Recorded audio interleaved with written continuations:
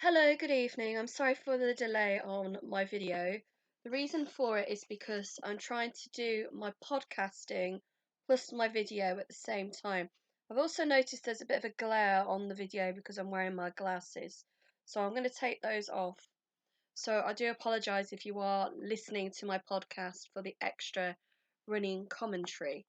Now, the date is the 5th of March 20, 2023. And although it is only just gone 8:30 in the evening, almost, I am extremely tired. Now, I'm going to be brutally honest, I did absolutely hardly any reading of any of the books from the After series by Todd, which she published on Wattpad over the last sort of 5 to 6 days. Now, one of the main reasons for that is because everybody in my family was sick. I don't know how they got sick or why they were sick, they were just sick. So I ended up taking care of them and not doing much reading. Now, with regards to the reading and talking about the books, I have primarily been focusing on After Ever Happy, which is the fourth book in the series. I know I did say that I was going to talk a little bit more about After We Collided and After We Fell. I will try and do that before the end of Lent this year, but I did feel that I needed to continue reading the books as well. So, on a positive note, I have finally got past the 100-page mark on the book Happily Ever Happy. I am currently on chapter 22,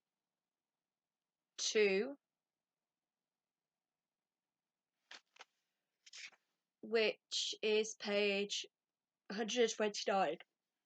Now, the reason why I have decided to do this vlog and video today is because I promised myself I would try to do this on a Sunday. But also because what I've read so far in the 128 pages. Sorry, I can only apologise for the yawning. I am quite tired because of having to take care of everybody who was unwell for several days. So I'm quite mentally and physically exhausted. But as I've said before, if I just quickly recap, I do apologise, there is a bit of a spoiler alert. That up to chapter 6 in the book After Ever Happy, that part of the book is actually shown in the third movie of the collection. And I just want to make it clear that although in the films it's a lot more happy, it flows a lot more better, everybody always seems to fall out and then become best of friends again. In the book, this doesn't happen. Now, in the book, Hardin and Tess did not attend Trisha's wedding to Mike, nor did Kimberly or her son, and nor did Hardin's dad, who was Vance from Vance Publishing. Vance actually ended up being arrested after the wedding because Hardin decided to try and set his mum's house on fire whilst he was still in there. Luckily, nobody died. People did get injured, but there was no deaths. And then all of a sudden, the book jumps forward. Hardin's back in his sort of comfort zone with his friends and has kind of picked up from where he was 3 years ago when he lived in London. So he's back to drinking, smoking, taking drugs,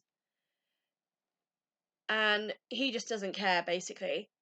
Now, Tessa, at this point, she's back in America, and she's decided that she may transfer to New York to be with Landon.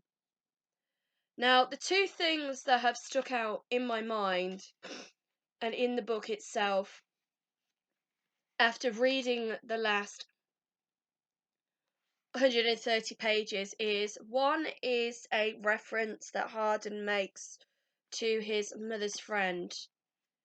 Now, his mother's friend is the woman that he actually admits to Tessa in a letter he writes to her that he lost his virginity to. And in the book, he basically says that he cannot believe that he slept with this woman. And now he would never do it again, the way she looks now. Bearing in mind he would have been about 15 when this took place. Now he's almost 20. And the other thing that sticks in my mind is it is something that is referred to between the relationship of Tessa and Karen, which is why I think it's such a shame that in the movies you do not get to see the relationship dynamics between Tessa and her mother, Tessa and Kimberly, who is Vance's fiance, and Karen, who is Landon's mom. Because one of the things that is said on page 127 is,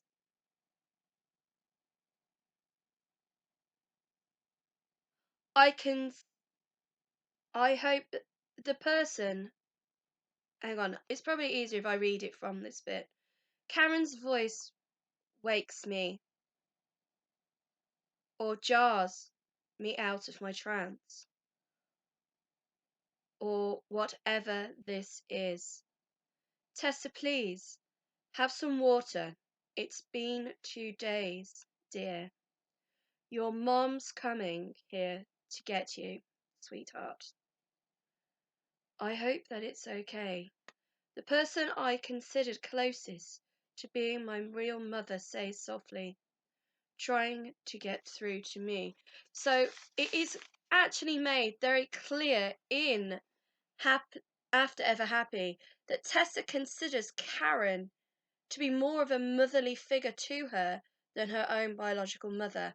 And this is why I did want to talk more about the relationship between Tessa and her mom, which is clearly illustrated in the third book.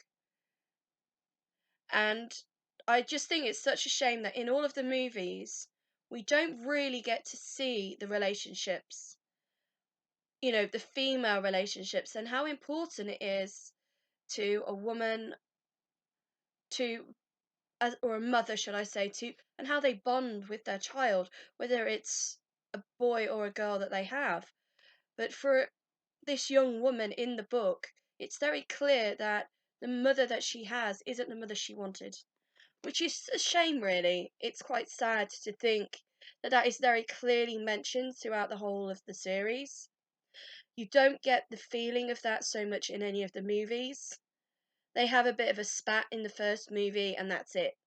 You don't really get to see the relationship and how it breaks down throughout the rest of the films, which have been taken from the books. Whereas in the book, you can clearly see how the relationship that Tessa has with her mom is strained to the point where she's finding a replacement in Karen, like a surrogate mother, and again in Kimberly. However, at this moment in time in the book, another spoiler alert, she's not as close to Kimberly at the moment.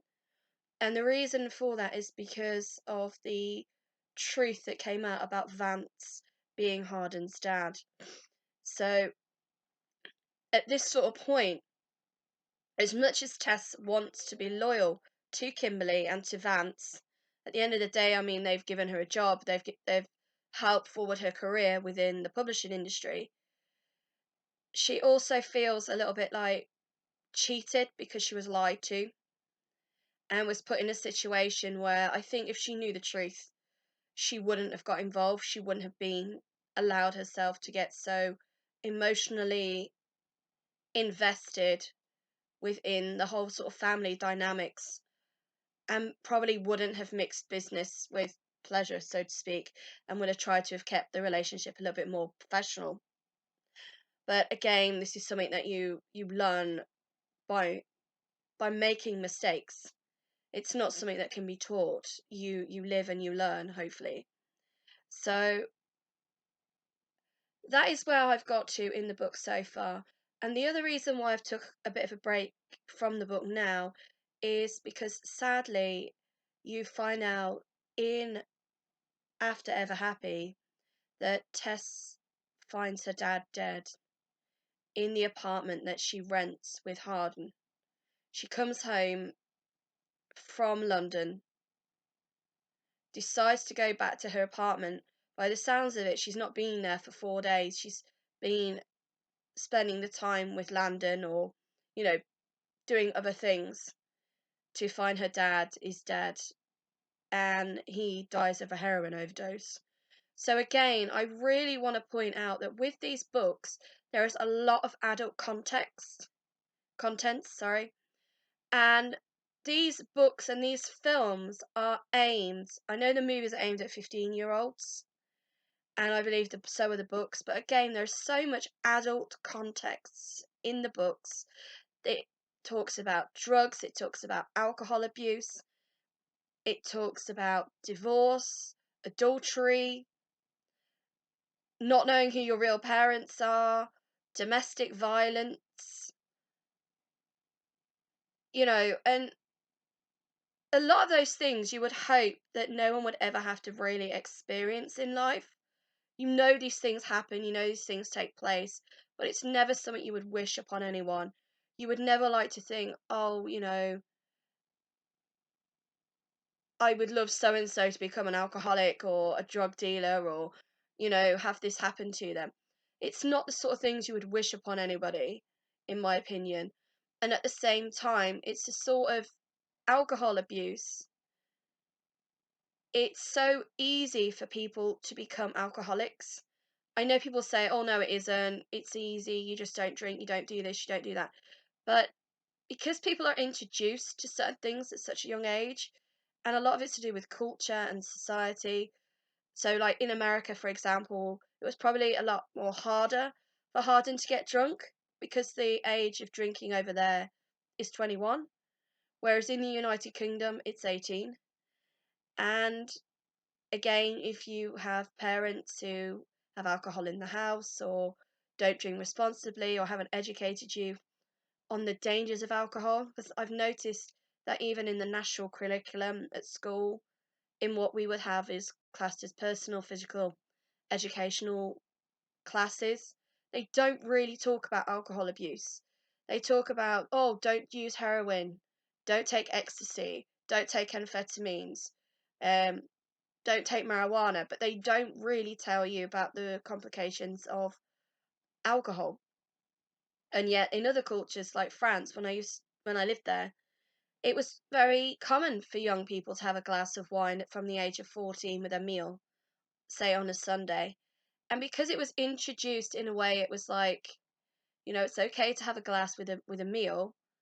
You found that people in certain cultures, they don't have the same issues with alcoholism as in other cultures. And unfortunately, within the United Kingdom and within my own sort of circle of friends and family and people I know, I have sadly had to witness alcohol abuse, solvent abuse. But I'm in my 40s this year. So it would be strange for me not to have witnessed these things. But I think as a young person, I would like it if it didn't happen. But in a way, that's very naive of me to say that, because at some point you have to be aware of the risks. And so, some ways, yes, the books do kind of educate you, but I don't think they educate you in a positive way. It's very much normalized. It's like, oh, I've had a really bad day, so I'm going to go and drink a whole bottle of wine. Whereas now, a lot of the adverts that we've had on the television lately are to promote mental health and well-being. So instead of having that bottle of wine, they're sort of saying, pick up the phone, talk to a friend, call the Samaritans, you know, speak to someone, don't suffer in silence. But it's so known for people to self medicate. And in this book, this is what a lot of the characters are doing, unfortunately, to hide the pain that they are dealing with on a daily basis. They are using alcohol as a coping strategy. And that is very clear throughout the whole of the book. So I think if you are allowing a young person to read these books, it would be good as their parents or guardian to know what is actually in them. It's just like watching a movie, and to maybe then discuss the contexts of the book and ask them, well, how did you feel about that? What were your views? What were your opinions of finding out that alcohol was used as a way of coping? Is this something you've ever done? Is this something you would consider doing? And I think that this is what needs to be done as well. So I will continue and persevere with the book. I will aim to blog again next Sunday. I do apologise because I don't believe I may have blogged last week. But if I did, then you can find my blogs and my videos on social media.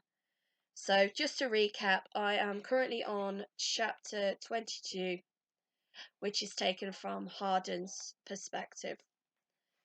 So thank you very much for your time and enjoy the rest of the weekend.